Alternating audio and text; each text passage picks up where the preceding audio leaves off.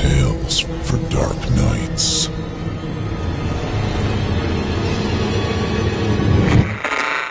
Want to make sure you never miss a Chilling Tales for Dark Nights video again? Be sure to subscribe and hit that bell to turn on notifications. It's time to turn off the lights and turn on the dark. Chilling Tales for Dark Nights.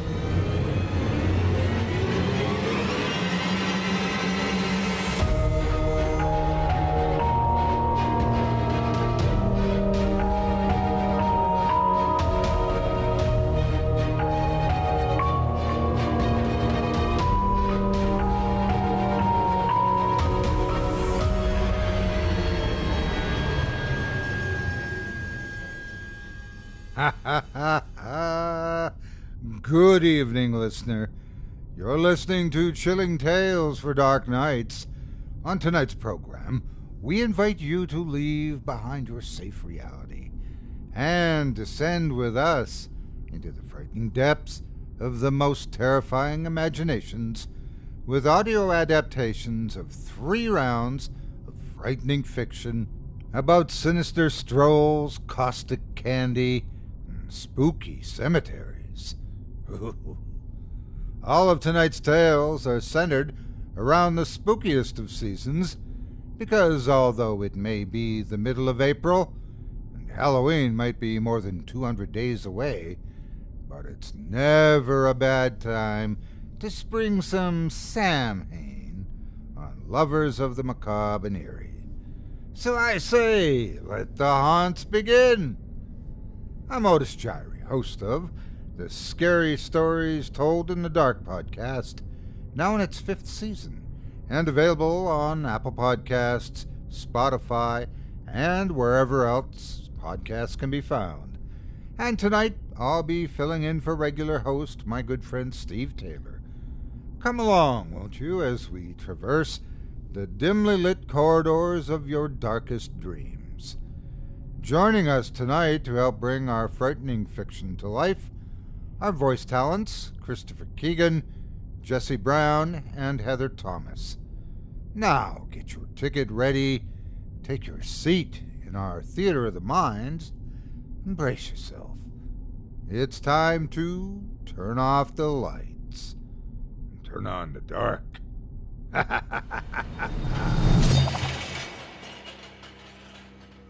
Our first tale tonight is written by Alexander McHugh and voiced by Christopher Keegan. In it, we travel across the pond, where a gentleman who has just moved to an unfamiliar area in London comes across a young girl dressed for trick-or-treating, seemingly in the middle of nowhere and behaving strangely. Who or what is she? And what can our hapless protagonist do to help her? Or is he the one about to need help himself? Stay tuned and find out. Without further ado, I present to you A Walk Home on Halloween.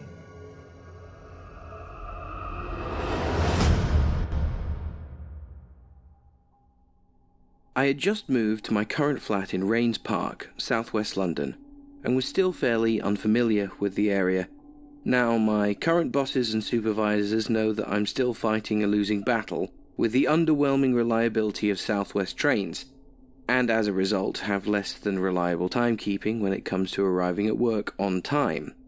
While some people are more aware that the trains keep me from arriving at work on time, not many of you are aware of the troubles I have returning home. That is to say, I have many a time found myself stuck at Clapham Junction, with no train to take me back to Rains Park. In these circumstances, I have to take a bus to Wimbledon Common and walk the remaining 3 miles on foot. It's actually quite a pleasant walk. London doesn't have many hills. If I walk along the Ridgeway, you can actually occasionally get a nice view. True, it is of Croydon, but a nice view nonetheless. Now, to call Wimbledon Village a privileged area would be an understatement. The driveways are home to sports cars and luxury utility vehicles, so you can imagine I have very uneventful walks home. I rarely see anyone on the trip, apart from the odd older couple, perhaps walking home after a late dinner party, or even a person walking their dog. The neighborhood is quiet, and it gets to bed early. And that night was just like the others, initially. I'd gotten off the bus at the War Memorial, walked through the village centre and turned onto the Ridgeway. My phone's batteries had died somewhere between Wandsworth and South Fields, so I had to do the walk without music, and this always makes the walk seem longer. My usual practice was to walk along and look at the houses, try and guess what the people that lived in the houses would be like. Fast car, business types, SUV, toys still in the front yard, larger family, that kind of thing. I was playing my game, and I decided to have a cigarette, so I stopped. I was searching for my lighter and looking around when I noticed that I'd not been the only one on the street. Now, this was unusual, but hardly alarming. What was strange, however, was that the person wasn't the sort I'd grown used to seeing. It was a young lady. She appeared to be drunk or tired, perhaps. I lit my cigarette and paused for a second. Just a quick second to judge if she would be capable of making it home by herself, or perhaps she would need me to see if I could call someone for her. It was at this point I realized that she was crying. I started to walk over to her to make sure she was all right. She stopped walking immediately, frozen. I noticed she was in some sort of Halloween costume, a schoolgirl, in fact. And as I got closer, I began to realize that she was in fact around the age of 15 or 16. She was deathly white. Her makeup must have been professionally done, or she'd spent an incredibly long time preparing it. I began to decide that perhaps her friends had made fun of her for her costume, and she'd run off from whatever party she'd been at, drunk and upset. I began to start feeling a bit unnerved, and I noticed that she was staring directly at me as I approached. I can assure you that in a city the size of London, we have an unspoken rule of avoiding eye contact with strangers at all costs. It was at this point I assumed she was under the influence of something other than alcohol, and I decided to be a bit more cautious.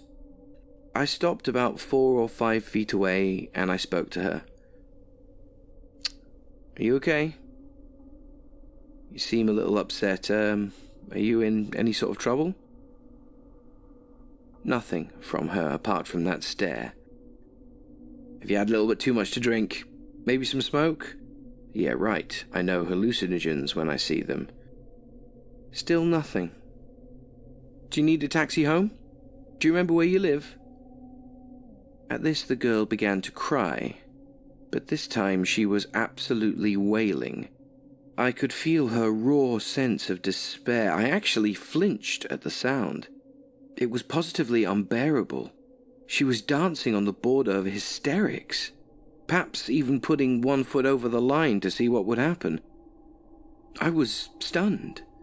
I wanted to console her and run in equal measures.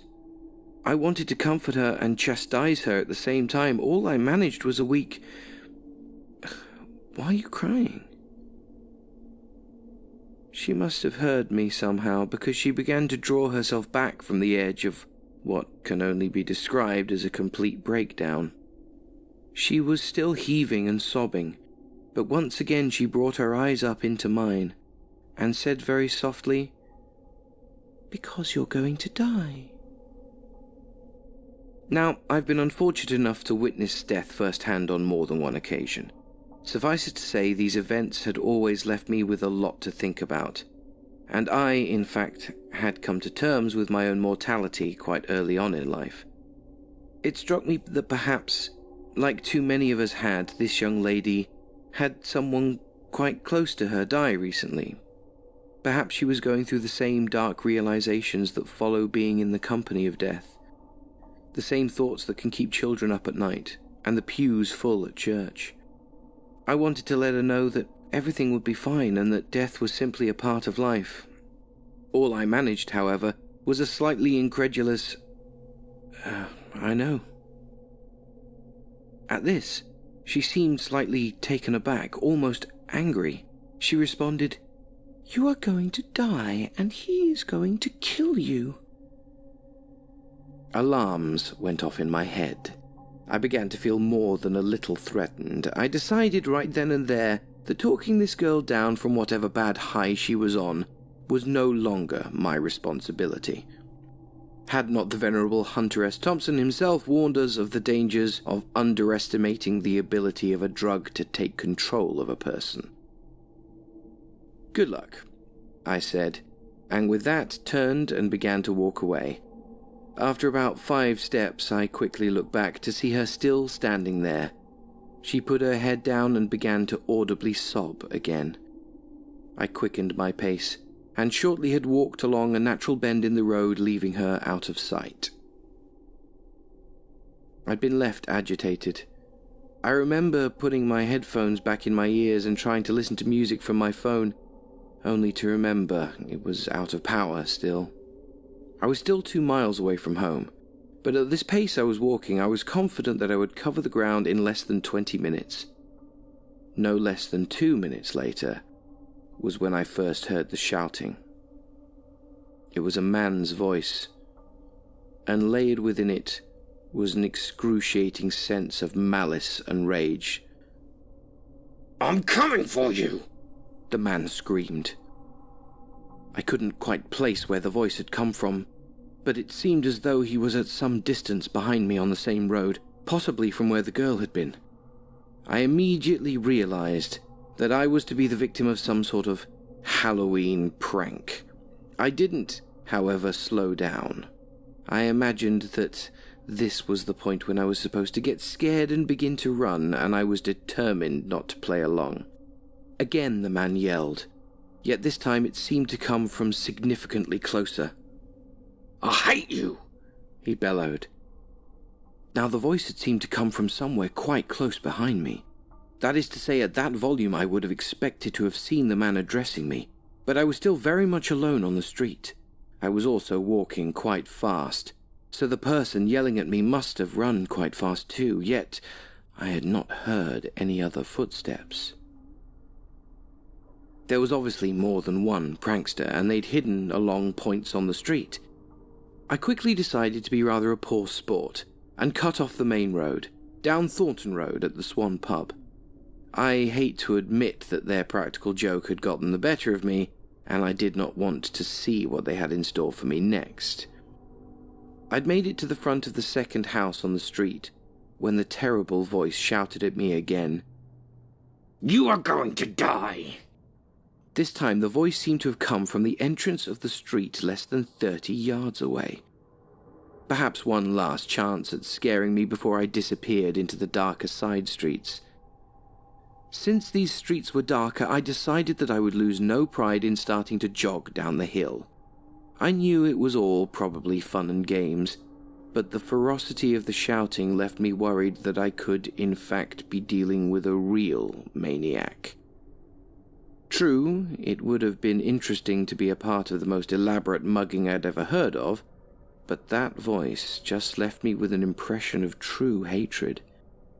I didn't want to meet the person, or people rather, that could mimic and channel such malignant feelings at will.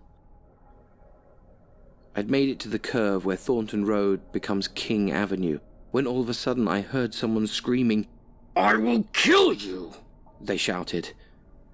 This time the voice, the same voice that had yelled, seemed to be directly to my right. He must have been hidden behind the fence or some house, or perhaps even hidden within the house. I'd obviously walked right into their trap. I broke into a sprint at this point. Pride be damned. I began to run quite fast and then faster straight downhill. At this point I was actually beginning to panic. My mind was playing terrible tricks on me. It seemed as though the voice was all around me, constantly yelling, constantly screaming. Up ahead was the main road, Warple Road to be precise, and it was well lit, and it was busy. I could hail a cab and be home in minutes, but the voices, the intensity of their rage, it was inescapable. "I hate you!" they screamed. "You coward! Die! Die! Die!" Every second, all around me, the adrenaline must have been heightening my every sense.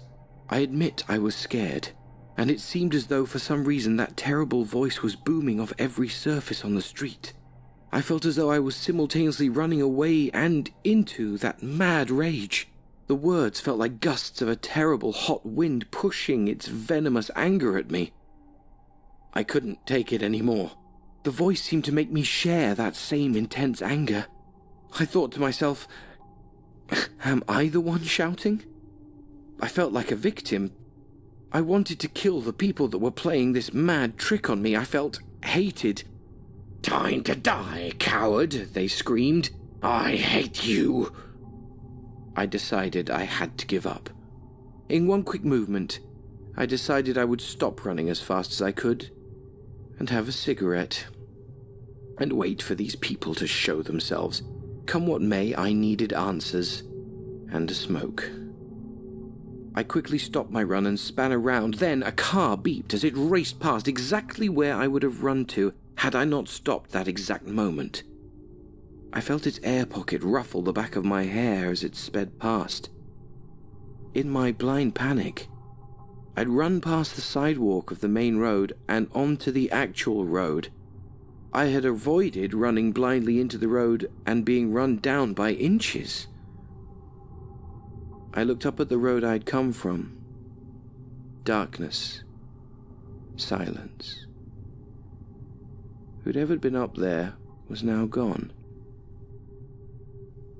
I lit my cigarette and took a few moments to calm down. Smoking had saved my life that day, friends. I went home after that. Nothing more happened to me. But as I was standing there trying to calm down, working through the panic and the adrenaline, I seemed to remember I felt like I heard a soft whisper, perhaps just my imagination. I thought I heard a girl's voice saying, "Not such a coward after all."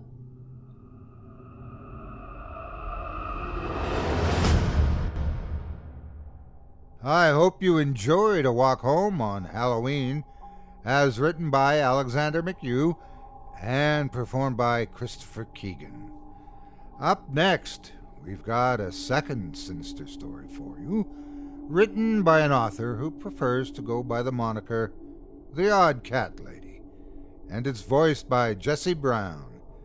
In it, a group of friends visits what is widely regarded as one of the most awful haunted attractions they've ever laid eyes upon. But as is the case with many things, this house of horrors is more than meets the eyes. And once you get a taste of its true terror, you won't be able to stop yourself from having another bite. Without further ado, I present to you The Worst Haunted House.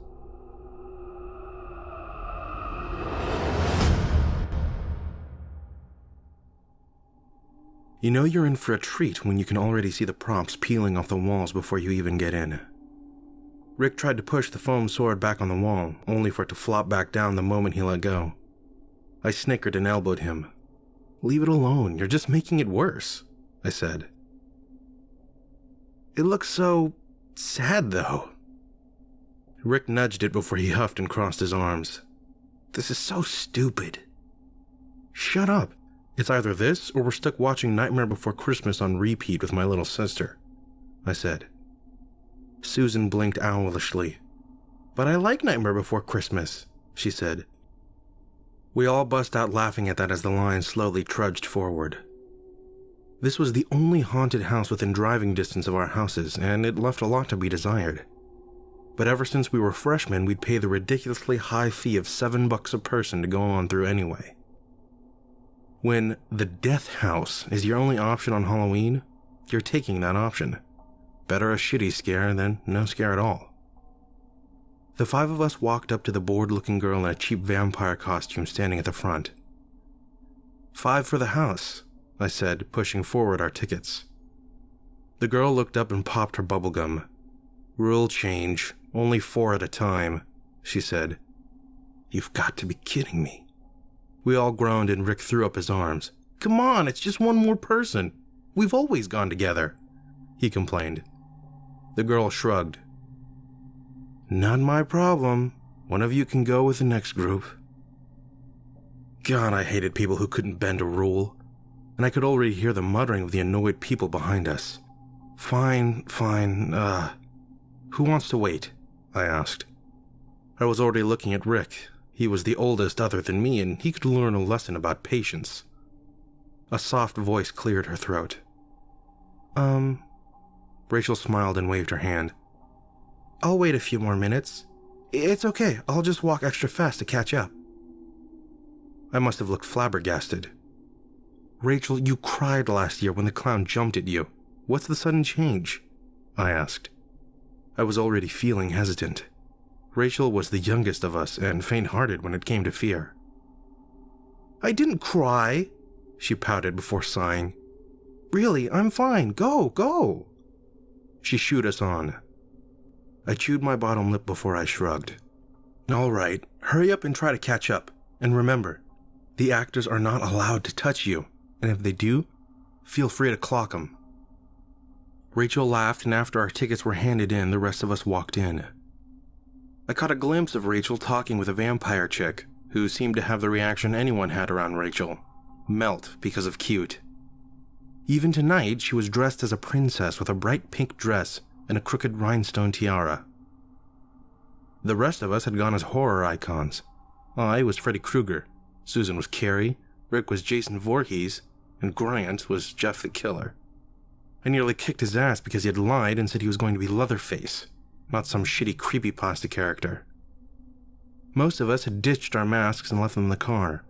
I, for one, wasn't going to wear that sticky rubber nightmare all night. Rick was the only one who kept his, and it was hanging off his belt at the moment. Not Rachel, though. She wanted to be cute and nothing could talk her out of it. I bust out laughing as a cannibal leaped out from the cheap fake vines and moss, howling and grasping at our faces. "Hey man, brush your teeth," I said, laughing again when the cannibal flipped me the bird. "You're so rude," Susan tut-tutted. "It's not my fault they all suck.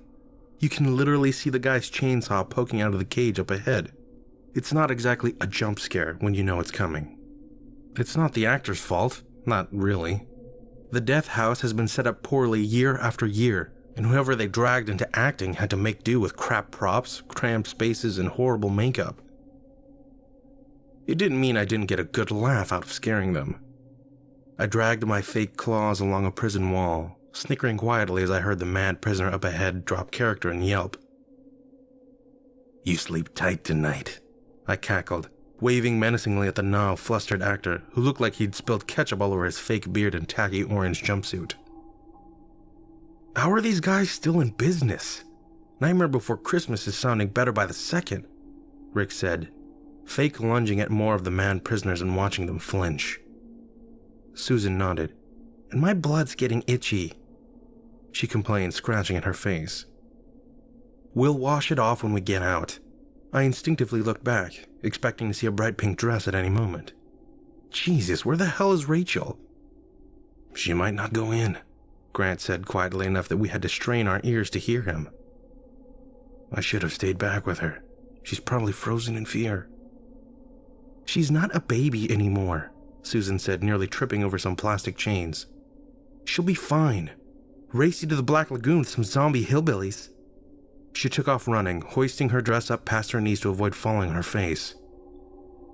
"No fair, you got a head start," Rick whined, nearly dropping his hockey mask on the ground as he scrambled to catch up. I rolled my eyes and looked at Grant. "Should we wait a bit longer and see if Rachel catches up?" I asked. Grant thought for a second, biting his lip. "Nah, we're not supposed to stop anyway. Rachel's probably buddied up with the group behind us. The ones that look like famous dead people as zombies."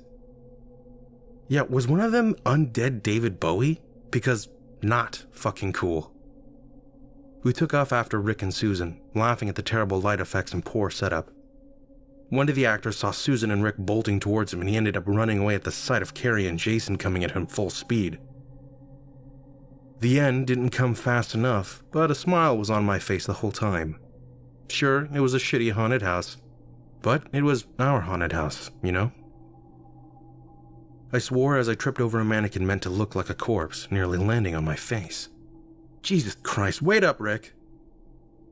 I said as I scrambled back to my feet. A hand wrapped around my ankle and I nearly pissed myself. I slowly turned my head around. The corpse grinned maniacally back. "We're all dead. We didn't make it out," he cackled. I screamed and nearly kicked the guy in the face, getting to my feet. "No fair! You're not supposed to touch the people going through the house," I complained. "You also kicked me in the ribs, dude. That was fair." The guy flopped back down and resumed being dead. I limped down the rest of the hallway, not even reacting when another actor wearing a tattered yellow and red cape waved at me. "Happy Halloween. Would you like a treat?" he said. "Fucking pass." I grumbled as I pushed open the exit door and walked out to meet my friends. "Thanks for leaving me behind. I nearly got eaten by a zombie." Grant snickered. "The guy on the floor? Oh man, he actually got me. I nearly lost my shit," he said. Susan shivered as she giggled. "I'm so cold. Let's get back to the fairgrounds so we can chill by a bonfire and have some hot cider," she said. I held up a hand. "Wait, what about Rachel? Did she leave yet?" All of us looked around, Grant standing on his tippy toes to catch a glimpse of that princess dress. "Nothing," he said, lowering back down. "She's probably still inside." "Or she never went in at all," Rick sighed. "Wait here. I'll check by the entrance. Here, have my jacket." Rick pulled off his coat and draped it over Susan's shoulders. "I'll be back in a sec." He took off running. I plopped down on the ground and caught my breath. Jesus Christ. For once I actually got in the death house, I mumbled. "He got me and Rick too. I think Rick nearly cried," Susan said, setting a hand on my shoulder. Grant nodded. "For once, we get a good actor, and he's at the very end. He should go pro." I saw Rick jogging back. "Hey Rick, did Rachel head back for Coco?" I asked, getting back to my feet. Rick came to a stop when I saw how unsettled he was. "Rachel actually went by herself 3 minutes after us. Vampire chick said she seemed pretty confident." "You don't think she fainted, do you?" he asked. I looked back at the door, my stomach twisting. "I'm going back in," I said, walking up to the door. "You know if you're caught going back this way, you'll get us all tossed out of the carnival," Susan said, trying to grab my arm. I shook her off. "And if Rachel fainted, she might have hit her head. Or she's having a panic attack and can't move because some stupid actor actually grabbed her," I said. I reached for the doorknob. The door slammed open and nearly hit me across the face. There stood Rachel. A little paler, and her eyes were a little red with tears. But she was there. Then she grinned and held up a round, bright red lollipop. "Trick or treat! Did you guys get the candy from the guy in the cape?" she asked. "No, I told him to fuck off." "Wait, he was seriously giving out candy?" "Oh man, I missed that." I groaned and my shoulders sagged. "How much candy did you get?" Rachel unwrapped her treat and popped it in her mouth. "Just this, but he had a whole bag full. All homemade and a huge variety. Chocolates, suckers, jawbreakers. You seriously didn't get any?" Susan looked sheepish. "I thought he was joking. Oh man, that looks yum." Rachel pulled the lollipop free of her lips. "It is. Oh man, this is way better than the dum-dums you get at the bank." She put it back in her mouth. "Come on, I want a hot drink and to sit by the fire." She ran on ahead, grinning from ear to ear. My heart had finally slowed down and I shook my head. "I can never read that girl," I said. Grant shrugged. "I guess she really did grow up from last year. Come on, last one there buys Coco." He took off after Rachel. I shook my head but gave chase. My paycheck was still a few days out and I was borderline broke already. Susan was the last one at the fire pit and was now carrying her heels. "Oh, my feet hurt," she whined. Rachel giggled hysterically. The candy had now smeared her lips scarlet. "Maybe next year don't wear a costume with heels?" She hiked up her skirt and showed off her dirty tennis shoes. "I'm comfy and I still look like a princess." "Mostly," I said, reaching up and readjusting her crown. But that's gonna fall off if you're not careful. And you're absolutely going to choke if you run around with a sucker in your mouth. Rachel shook her head. Nah, it's already mostly gone, see? She pulled it out of her mouth, a trail of crimson saliva connecting her lips to the stick for a second before the spit strand flopped back down on her chin. Sure enough, the candy had already mostly dissolved, leaving only a small misshapen orb left. Huh. I took the stick to get a better look. I thought they were supposed to last longer than this. Like he said, they were homemade. Maybe they taste better but don't last as long. And give me that back. Rachel snatched it back and licked it a few times. So tasty. She whined before she wiped her mouth off. I want another one, but I don't have the money to go through the death house again. Neither do I. I just have money for maybe 2 cups of cocoa. Rachel stood on tiptoe and kissed me on the cheek. Then buy me a cup, pretty please? She said, her eyes wide and pleading. I sputtered for a few brief moments. Grant's jaw dropped and I heard Susan quietly squealing behind me. Sure. Susan? You lost the race. Come with me for a second? My voice sounded more like a 12-year-old going through puberty at the moment, but I didn't care. I speed-walked away from my friends as casually as I could. Did that just happen? I asked, trying to keep my voice quiet. Susan grinned. It totally did? Oh my gosh, finally? I've been waiting for you two to get together for forever, she said, practically dancing with every step she took. Oh my God, Susan. I groaned and dragged my hand down my face. I don't even know if I like her like that. She's still in high school. We graduated last year. She's graduating this year, you weirdo? Susan smacked my back as she skipped up to the booth. Okay, 2 ciders, 1 cocoa, and this guy has to get a cocoa for himself and his girlfriend. I groaned. Please do not call Rachel my... A loud scream cut me off. Not one from the death house either, although you'd never hear screams from there in the first place. This one came from the fire pit behind us. I spun around and saw Rick lying on the ground. For a second, I thought that Rachel was shaking him, trying to wake him up while Grant was trying to get closer. Then I realized that Grant was trying to pull Rachel off of him as she gnawed at Rick's throat. Get off of him, Rachel! Get off of him! Rachel, help! Somebody help! Grant managed to lift Rachel off of him. The girl hissing and spitting like a wild animal. She threw her weight backwards, Grant falling back into the open flames. He howled as he rolled away, his white hoodie catching like a match. For a second, Rachel looked back at me, blood dripping down her mouth and her chest. She cocked her head to the side before she sped off, running for the nearby woods. Susan screamed. She ran to Rick's side and ripped off the jacket he'd given her to wear, pressing it against his neck. Grant was putting himself out. I could hear him moaning in pain. I ran after Rachel into the woods. I tripped over brambles and ripped open my jeans on thorns, nearly falling on my face twice as I looked for glimpses of my friend. I caught sight of that bright pink dress on occasion, but it'd blink out of existence the moment I saw it. I came to a stop, my lungs burning as I attempted to take a breath. I wheezed before I looked up. Where's Rachel? Where the fuck is... I was now eye to eye with the actor wearing the yellow and red cape. I couldn't even scream. He bent down to look me in the face. Was he this tall when I saw him in the death house?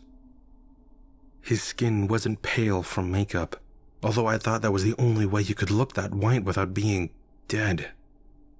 He grinned literally ear to ear, revealing a mouthful of yellow, broken fangs. He slowly reached into his cape and pulled out a sack, opening it up for me to look inside. Candy. So much candy. All in homemade packaging. Tied with ribbons, and each piece looking far more delectable than anything else you'd get on Halloween night. Do you want a treat, David? I reached into the bag and plucked out another lollipop. This one was a dark green with a solid core that may have been chocolate or some sort of gummy. I swallowed before I put it back. No, I don't want a fucking treat. Where's Rachel? I backed away, unable to look at this freak's face any longer. Here. I looked behind me to see Rachel. She'd shed her pink dress and was only in a white slip now, but she'd still had the costume crown on her head. She smiled, a handful of teeth falling out of her mouth. You wouldn't see a space among all the new sharp ones protruding from her gums. "Go home, David, please," she said. I shook my head. No, I couldn't leave Rachel, not now. Not with this thing. She took my hand and gently squeezed it. Fingernails had been exchanged with claws. They sliced through the meat of my palm like butter. "Please, David, go home," she said, an odd sadness in her eyes that didn't match her macabre grin. And crying like a baby I did. I ran all the way home. I didn't even go back to the festival, even though I could hear screams behind me. The festival was going to hell, but I didn't care. I went home. The neighborhood is quiet, but I can see police cars slowly patrolling the streets. There will be no trick-or-treating this year. Someone already came by the house and told my family not to take candy from anyone we didn't know, especially if this candy was homemade or torn wrappers. How many people took candy from that man in the yellow and red cape tonight?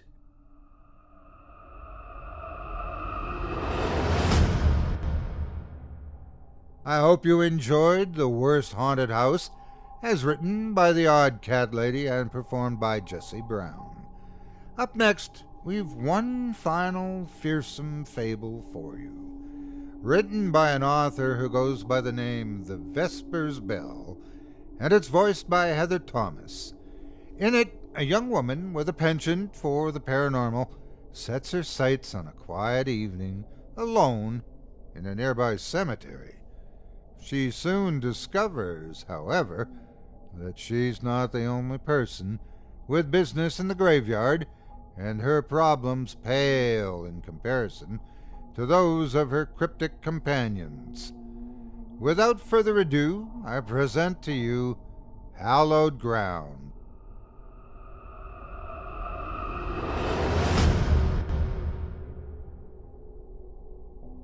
I don't think there's anything more beautiful than a cemetery in the fall, though I love cemeteries no matter the season. There's normally an abundance of majestically tall trees, more than you typically find in a public park, but not so many that they obstruct your view, like in the woods. At the peak of autumn, you're treated to a panoramic vista of vibrantly colored foliage dangling from the branches and blanketing the ground, rustling in the wind and crunching underfoot. The gravestones themselves have an apothic allure to them, ruggedly cut slabs of polished slate or granite or marble, their dark bodies glistening ever so slightly in the dappled sunlight, meticulously arranged, row by row, in solemn respect to those they stand in memorial to. What I love the most, though, is the serenity, the tranquility, the quiet. Aside from the occasional funeral, they're often entirely empty of visitors, and virtually never have more than a few at a time. The memento mori of rotting corpses only 6 feet underground must sour most people on the otherwise gorgeous landscaping. Not me, though. I guess I'm something of a misanthropic loner to seek out solitude in the confines of a graveyard, but reminders of mortality don't bother me. It's comforting, if anything, that we set aside such charming sanctuaries for the dead. It was on the first day of last October that I came across a new cemetery, one I had never been to before, or even knew existed. I was taking a scenic route home along the countryside roads to admire the fall landscape, when I spotted the weathered gravestones up ahead. Pleasantly surprised at my discovery, I turned in without a second thought. The corroded metal arch over the gates only read cemetery. If the sign had ever borne a name, those letters had long since rusted away. It wasn't a large cemetery, maybe a little over 100 yards across by a couple hundred long, with a single looping gravel path, and so I parked my car and explored it on foot. I was immediately enthralled by its pristine silence. I couldn't hear even the most distant sign of human activity. The only noises were the cawing of crows, the scampering of small animals, and the wind blowing through the trees. The towering oaks and maples that populated the graveyard were stunningly dressed in all their colors beneath the somber gray sky. But the gravestones themselves were a different story. None of them were recent, and most were so worn they couldn't even be read anymore. There were only 2 structures still standing upon the grounds, the dilapidated remains of a maintenance shed and a small marble mausoleum, my entrance barred by an iron gate. I walked the entire length of the cemetery, searching for any sign of recent activity. Plant overgrowth was limited, but that looked more like the work of grazing wildlife than a groundskeeper, and I came to the conclusion that the place must be abandoned. I was ecstatic. A small, quaint, aged cemetery, all to myself. I came back a couple days later and reclined up against a large gravestone that I thought gave the best view, with a book in one hand and a pumpkin spice latte in the other. I wasn't usually so casual about my behavior in cemeteries, in case someone came across me and deemed it disrespectful. But after a brief web search on Ecosia yielded absolutely nothing about the cemetery, I was certain it was abandoned. If there's one thing people find creepier than cemeteries, it's abandoned, isolated, decaying cemeteries. I was quite confident that I wouldn't be bothered, and that the long-forgotten person beneath me would be grateful for any attention at all after such prolonged neglect. Once I had finished my drink and a couple of chapters of my book, I decided to get up and stretch my legs a bit. I nearly screamed out loud when I saw a man in a long black coat and wide-brimmed hat standing over a grave near the cemetery exit. In a more ordinary cemetery, his presence wouldn't have been much cause for concern, but I was so utterly convinced that this place had been abandoned for ages that it seemed next to impossible that he was just paying his respects. My mind immediately assumed the worst, that he had seen me come in here and hoped to take advantage of my isolated state. If I were to scream at the top of my lungs out here, would anyone else even hear it? I dropped back down behind the gravestone, waiting to see what he would do. He continued standing over the same grave, barely moving, and giving no indication that he even knew I was there. I pulled out my phone in the hopes of calling someone to pick me up, only to see that I had no reception. Not entirely unexpected, given the rural area I was in, but I still cursed my luck. 20 minutes to half an hour went by, with no change, and I realized it was going to start getting dark soon. I decided it was better to walk past this guy in daylight than to risk being trapped with him in a graveyard at night. And it wasn't like I was completely defenseless either. Being a woman with a penchant for wandering by herself in lonely areas, I had made it a habit to carry a small can of mace on my person, and I had taken some basic self-defense classes. Gathering my things, with my mace concealed in the palm of my hand, I set off towards the exit, following the route that kept me the furthest from the stranger. I kept my gait steady, my breathing soft and level, and my gaze ever flicking back and forth between my car and the dark figure. At the sound of my footfalls drawing near, he listlessly lifted his head, gave a perfunctory nod, and, to my great relief, let me pass without incident. A few days went by before I went back to the cemetery. My encounter with the stranger had left me a bit spooked, but since he'd done nothing to actually threaten me, maybe his presence there had been innocent after all. All I knew was that the spot was far too beautiful and secluded to give up without a more tangible threat to my safety. I went out for another leisurely country drive that eventually took me back to the cemetery, and as soon as I pulled into the entrance, there he was again. Or possibly, there he was still, since he was standing over the exact same grave, with his back to me.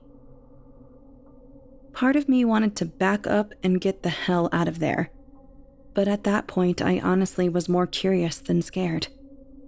If he had intended to do me harm, he could have done it the first time we were in the cemetery together, and it didn't really make any sense that he would be lurking out in the open to ambush me days later on the off chance that I would come back. So, what the hell was he doing then? And how did he get here? I didn't see any other vehicles around, though that had escaped my attention during our first encounter. Now that I wasn't cornered, he didn't look nearly as threatening as he had before.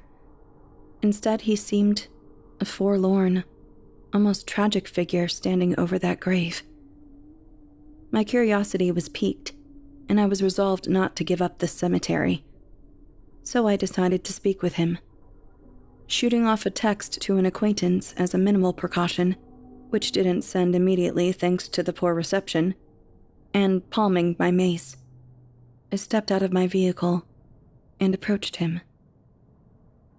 As I got closer, I became more confident, as I could see that his coat added a lot of bulk to him, and that he was actually a rather frail man. He had sharp cheekbones over sunken cheeks, and darkly circled eyes. He was pale, but his skin also had an odd, almost silvery luster to it, if that makes sense. His hair was white, too white for someone who looked 50 at the oldest. But, oddest of all, were his eyes.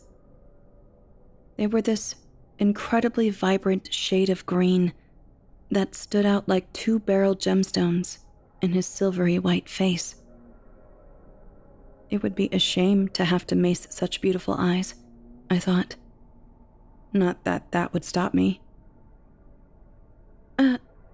Excuse me, sir," I squeaked out when I was a few feet away from him.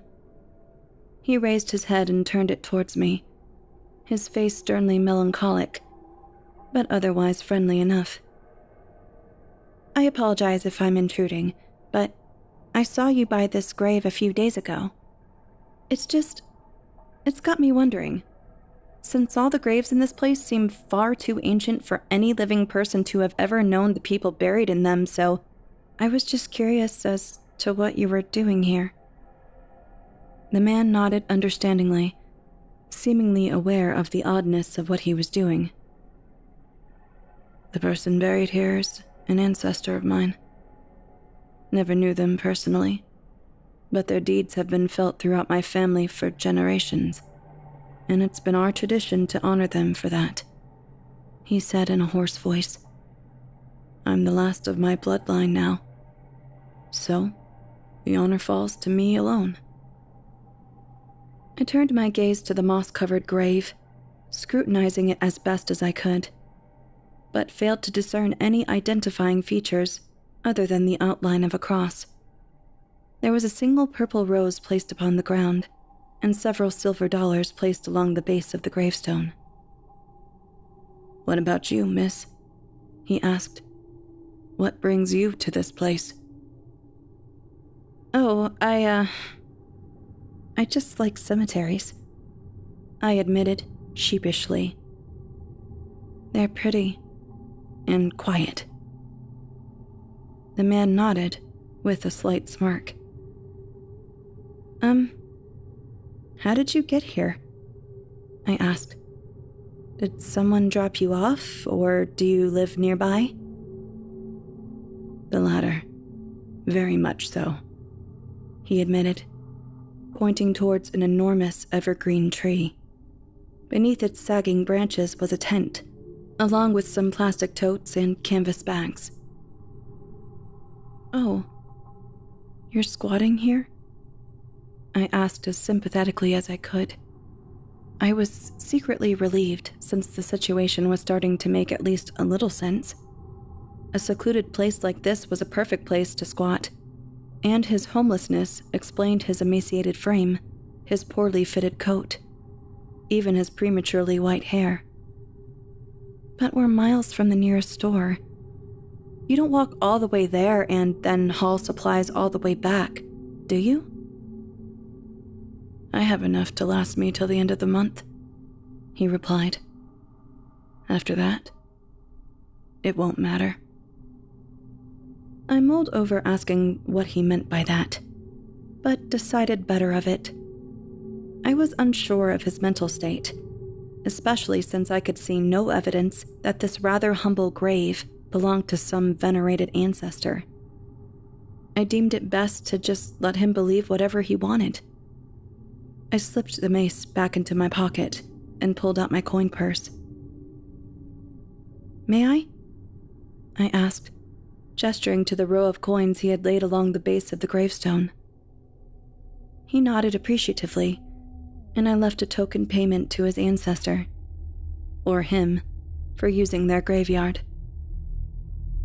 "Is it all right with you if I keep visiting? I really do like it here." "It's not my cemetery, miss. Do as you please," he nodded. "Thank you." I smiled. I headed back to my car for coffee when I paused, tempted to ask him his name. I couldn't do that, though, without offering mine in exchange, and as harmless as he now seemed, I still thought it best to not give him any compromising information about myself.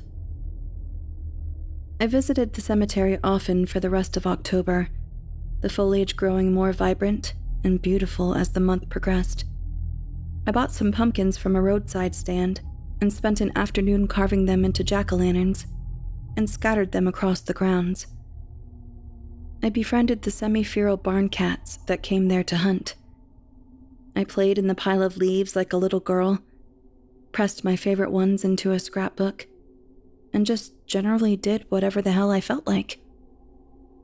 One day I examined each grave one by one, noting anything I found interesting. Angels and crosses could still be made out on some of the headstones, but the only legible words were generic phrases like, "Gone too soon," "beloved wife," "husband," etc. And of course, "May she, he, or they rest in peace." Not one gravestone still had a date or a name left on it. It struck me as strange, of course, but I honestly had no idea of what to make of it. Each time I entered the cemetery, I'd leave a few more coins by the ancestor's grave, as an offering. Sometimes the man would be standing there, but sometimes he'd be in or around his tent. Other times he'd be walking around the rest of the graveyard. And on at least one occasion, I wasn't sure if he was there at all, though I have no idea where he would have gone. We acknowledged each other politely, but seldom spoke. We were both there because we wanted to be left alone, after all.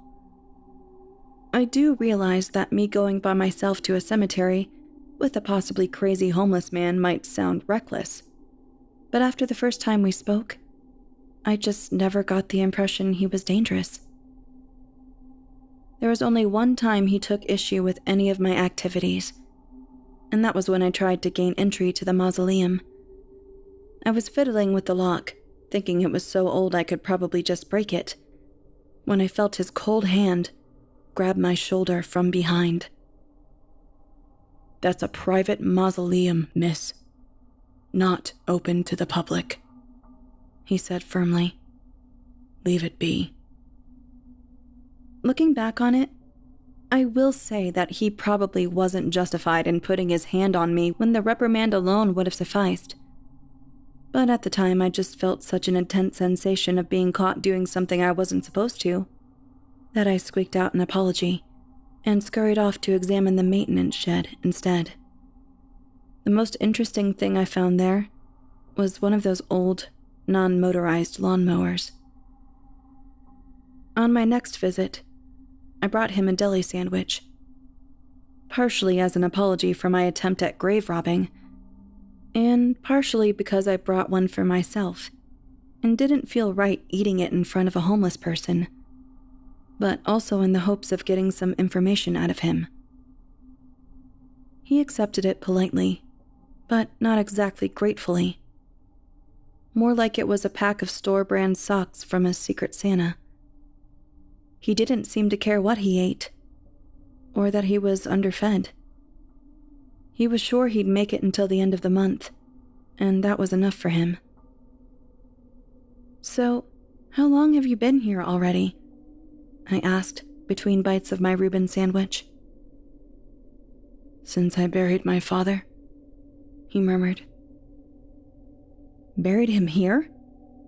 I asked in surprise.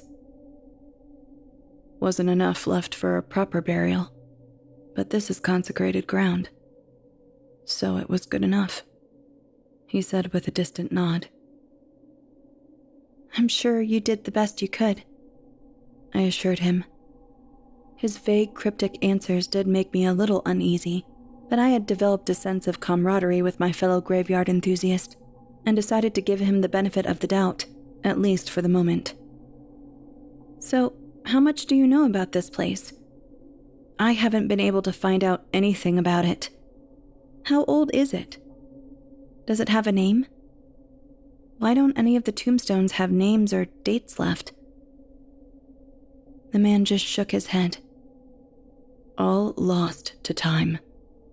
Most of us are forgotten in less than 100 years after we pass. No sense in the stones keeping names, when those names won't mean anything to anyone," he claimed. I just nodded and finished my sandwich. I didn't necessarily disagree with the sentiment, but it hardly explained the condition of the gravestones. I briefly entertained the thought that maybe he had chipped off all the dates and names, but quickly dismissed the notion. None of the gravestones appeared vandalized, just old. I eventually settled on the theory that the headstones had been mass-produced, with the generic phrases pre-engraved, and any personal information being only cheaply and shallowly carved, explaining why it had all eroded away. It wasn't a perfect theory, but it was the best I could think of. During the last week of October, there was a heavy rainstorm. When it started to lighten, I tossed on my coat and drove out to the cemetery, eager for the smell of wet leaves on the cool, damp air in my beloved sanctuary. When I arrived, I saw that the grave where I had been leaving my offerings had been dug up. Baffled, I ran from my car to the open grave without even shutting the door behind me. To my horror, I beheld the man, muddied and barely conscious, lying at the bottom of the freshly dug 4-foot hole. He had evidently decided to take advantage of the rain-softened earth to exhume the grave, but in his fragile, half-starved state, the excursion and the chill of the rain had been too much for him. Without hesitation, I jumped into the grave, grabbed him from under the armpits and hoisted him up. "What the hell were you thinking?" I demanded, as I slung his body up onto the ground. I had to know for sure," he mumbled. That was the only lucid sentence I got out of him for a while. I dragged him back to his tent, cleaned him up, put him in a blanket, and got some water into him. As he recuperated, I started thinking about what exactly my obligations were. I had known he probably wasn't mentally well, but I'd also thought he was harmless. Just a creepy loner who liked hanging out in graveyards, like me. But clearly, whatever delusions he clung to had just caused him to nearly kill himself. If I didn't at least try to get him help, and he died, was I at fault for that? If I didn't get him help, then who would? But would his delusions even let him leave the cemetery peacefully? The thought of him being dragged out of here by cops to be locked up in some asylum was soul-crushing. There was also the more selfish concern about what would happen to the cemetery if I brought it to the attention of government officials. I had fallen so in love with it. I had seriously started considering buying a camper and squatting here myself. Thank you. I was roused from my contemplation by the shameful and apologetic murmur from my tent mate. You're lucky I came here when I did, dummy, I said, giving him a punitive slap across the knee. Otherwise, you'd just be another nameless corpse right now. What were you trying to do? Do you even know? It doesn't matter. He shook his head. I groaned and shoved a cup of dollar store instant ramen into his hand. Look, I can't stay here all night. Are you going to be okay by yourself? I asked. Yes, miss. I'll be fine. Thank you. He nodded. Promise me you won't do any more digging, or anything else that might make you keel over, I demanded. I promise, miss, he swore. I sighed and accepted that that would have to do. I do have one small favor to ask, miss. And what's that? I asked as I put my raincoat back on. Halloween's my last night here, he said. If it's not too much trouble, would you mind seeing me off? Now I, of course, wanted to know where the hell he thought he was going, but given his mental state, I figured it wouldn't actually do any good to ask. If Halloween was some sort of locus for his delusions, then it was probably best for him to not be alone. Well, it's not like I had any other plans, I acquiesced. Sure, I'll be here at dusk. I'll bring drinks and stuff. We'll have a little Halloween party. I always meant to go to one of those. Halloween night came, and I set out a bowl of fun-sized candy bars with a "Please take 2" note posted to it, and drove off to the cemetery. I'd brought chips, dip, whiskey, and ginger ale coolers, a sandwich platter, Halloween candy, my Bluetooth speaker, and a downloaded Halloween playlist that mostly had covers of This Is Halloween, Monster Mash, and Spooky Scary Skeletons. Maybe not the wildest evening, but it was literally the first party I'd ever thrown, so cut me some slack. When I pulled into the cemetery, I saw that he had placed a trash can in the center and started a bonfire, and surrounded it with my jack-o'-lanterns. I was a little concerned about the safety of this, and that it might attract attention, but it did look amazing. And the night was cold enough that the warmth of the blaze would make the party much more enjoyable. This looks awesome, I cried as I got out of my car and donned my kitty mask, putting out the spread on my car's hood. All I did was put some leaves in a trash can and light a match. You're the one who took the time to carve the pumpkins, he said humbly, perched upon a headstone and staring into the fire. Yeah, I'm a real Michelangelo with gourds, I said sarcastically, handing him a fox mask. This time, you're not leaving me hanging. Tonight, you're going to eat the food I brought, and you're going to enjoy it. You're my only guest, and I will not have you spoiling the evening for everyone else. Yes, ma'am, he chuckled, helping himself to the sandwich platter. I pulled out my phone, hit play on my music app, and started dancing to Jonathan Young's cover of the Ghostbusters theme song, Normally, I'm pretty self-conscious at social gatherings, to the point that I avoid them as much as I can without being rude. But since the only other person there was even more reserved than I was able to cut loose a bit. I danced around the fire, I sang, I drank, I feasted, and just generally made merry. It was the most fun I'd ever had at a party. A couple hours in and I was taking a breather, leaning up against my car and monologuing to the man about nothing in particular, when a strong gust of wind picked up and blew out the fire in the trash bin. I was taken aback, especially since all the jack-o'-lanterns stayed lit. The cold set in immediately. It was so cold that I could see my breath and frost forming on the ground. In the sparse candlelight, I could see that the man was roused from his normal melancholy. He craned his neck forward, and as I followed his gaze, I saw pale blue flames appear, one at a time, hovering in mid-air over each grave. "Miss, stay inside the ring of jack-o'-lanterns and you'll be safe," he said as he quite deliberately stepped outside the ring. "They don't want you anyway. Your offerings have been more than sufficient. I'm the one who owes them a debt."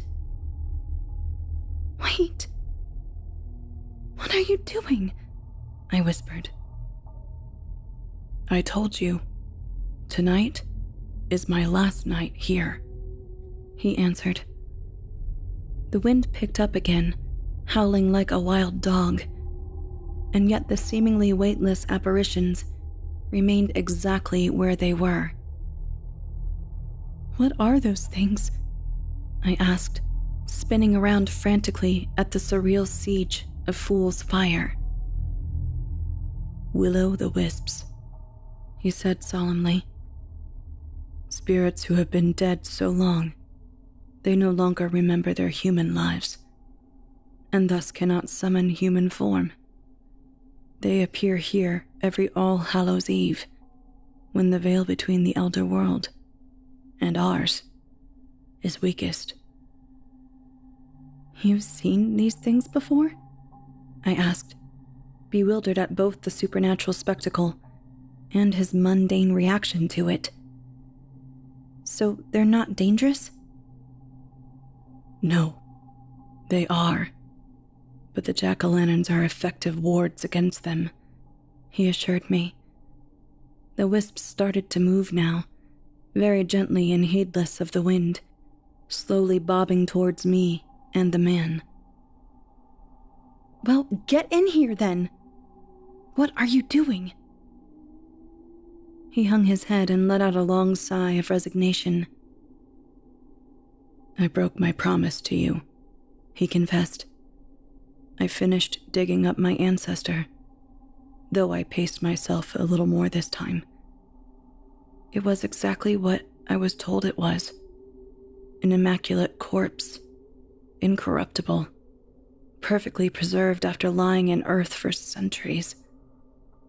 But despite its perfect condition, I can't tell you a damn thing about it, not even if it was a man or a woman. That was part of the deal they made with the Elder Things so long ago. They traded their identity to ensure the prosperity of our family. Burying their corpse here made the cemetery hallowed to the Elder Things. It's why there are no names on the graves anymore. The wisps stole them, desperate for any semblance of humanity. It's why this place is so hard for most people to perceive, let alone remember. Listen to me. You're not thinking clearly. Those things are just oxidizing gases from the graves, I choked out, not believing it myself. Let's just get in my car and leave, and you'll see we'll be fine. Do not leave that ring until they're gone, he ordered. the wisps slowly but steadily drawing nearer. I have to do this. Part of my ancestors' deal with the Elder Things was that each of their direct descendants would sacrifice themselves as well eventually. And every one of us who broke that pact brought ever-increasing misfortune upon us, until there was just me. Thank you. I thought this place would be forgotten after I was gone. I don't know why you can see and remember it, but so long as you do, the wisps won't be able to steal its identity completely. So long as you remember me, they won't be able to steal mine. And you did make my last month just a little more pleasant. Thank you. The wisps were all around him now, spinning in a languid vortex, nipping at him gently as if testing his mettle. His breath hung thick in the air. Frost began condensing on his skin and clothes, and he shivered like it was 50 degrees below zero. He reached into his pocket and pulled out a keyring. The cemetery may not be mine, but the mausoleum is, he said, throwing the keys into the ring of jack-o'-lanterns. It's yours now, and everything inside it. Before I could ask anything more, the wisps engulfed him en masse. He was smothered in the cold blue flames. But he didn't burn. Instead, each wisp seemed to have taken a bite out of him, each piece turning to a dark fluid vapor within their flames, greedily devouring him, without even leaving a skeleton behind. I, shamefully, was not a hero that night. I screamed and I cried at the sight of him being eaten alive, weeping and cowering as the wisps circled my protective ring. All I could do was pray that the jack-o'-lanterns wouldn't burn out.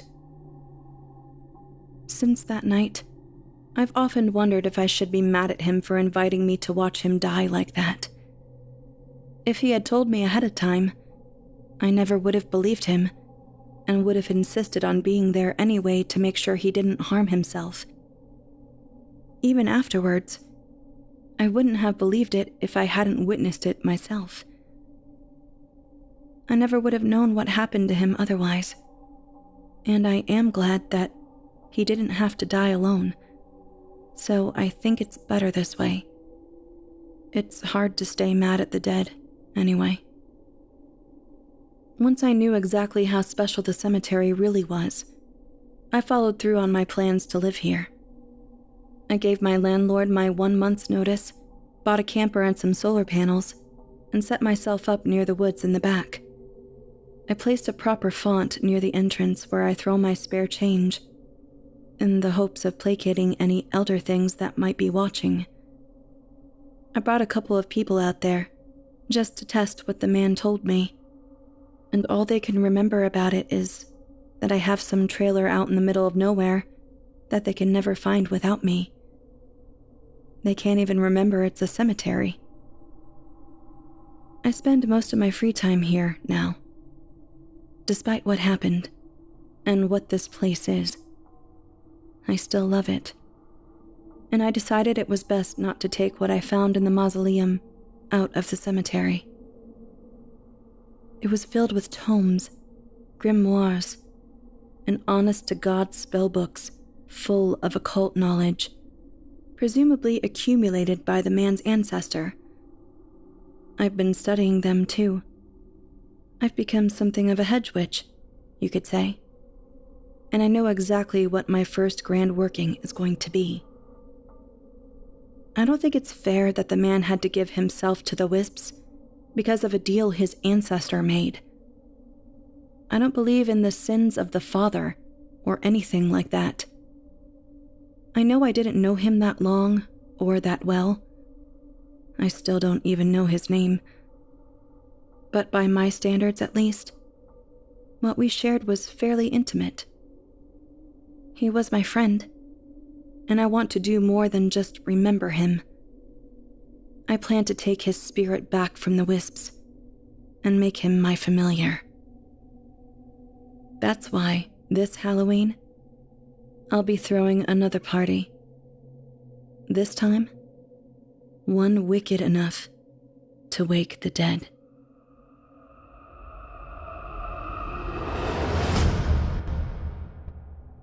I hope you enjoyed Hallowed Ground, as written by the Vesper's Bell and performed by Heather Thomas. Thank you for listening and for joining us tonight for this episode of Chilling Tales for Dark Nights. As a reminder, please take a moment to stop by our iTunes page and leave us a 5-star review and a kind word, and to follow us on Facebook, Twitter, and Instagram. And of course, subscribe to us on YouTube, where you can find an archive of our work going back to 2012. And consider signing up as a patron at our website, chillingtalesfordarknights.com, to show your support and get all of our content ad-free. I'm your host, Otis Chari, and it's been a pleasure. Don't forget, you can find more of me and hundreds of episodes full of terrifying tales at the Scary Stories Told in the Dark podcast, available wherever podcasts can be found, or at simplyscarypodcast.com. Be sure to subscribe to make sure you never miss a new release. Thanks for your support. Tune in again next week when we once again turn off the lights and turn on the dark. Sweet dreams, listener. Sweet dreams. Thanks for joining us. You've been listening to Chilling Tales for Dark Nights, a production of Chilling Entertainment and a proud member of the Simply Scary Podcasts Network. Visit simplyscarypodcast.com today to learn more about our network and our other amazing storytelling programs. Tonight's program was hosted by yours truly, Steve Taylor. Selected stories have been adapted with the kind permission of their respective authors. Original music provided by Luke Hodgkinson and Jesse Cornett. Sound design and final mixing and mastering by executive producer and director Craig Groshek. Logo by Craig Groshek. Got a scary tale of your own that you'd like performed? We take submissions. Email it to us today at submissions@chillingtalesfordarknights.com to have your terrifying tome considered for production in a future episode of this show. If you enjoyed what you heard on tonight's program and are joining us on your favorite podcast app, subscribe to us to be sure you never miss an episode, and leave us a 5-star review and a comment. Your feedback means a lot to us. You can also follow Chilling Tales for Dark Nights and yours truly on Facebook to connect anytime and get the latest updates on this and other programs and my channel. If you're listening on the Chilling Tales for Dark Nights YouTube channel, do us a favor and hit the subscribe button and the bell notification icon for CTFDN as well to get more spooky tales from me and the crew each and every week. And don't forget to hit that thumbs up button to tell us how we're doing and leave a kind word or a request. And don't forget to visit us at chillingtalesfordarknights.com and consider supporting the team by becoming a patron. In addition to helping us out, you'll get exclusive access to our audio archive and ad-free downloads of all your favorite stories, including those you've heard on this program. We'll be back next week with more terrifying tales to keep you up all night. But that's all right. Who needs sleep anyway?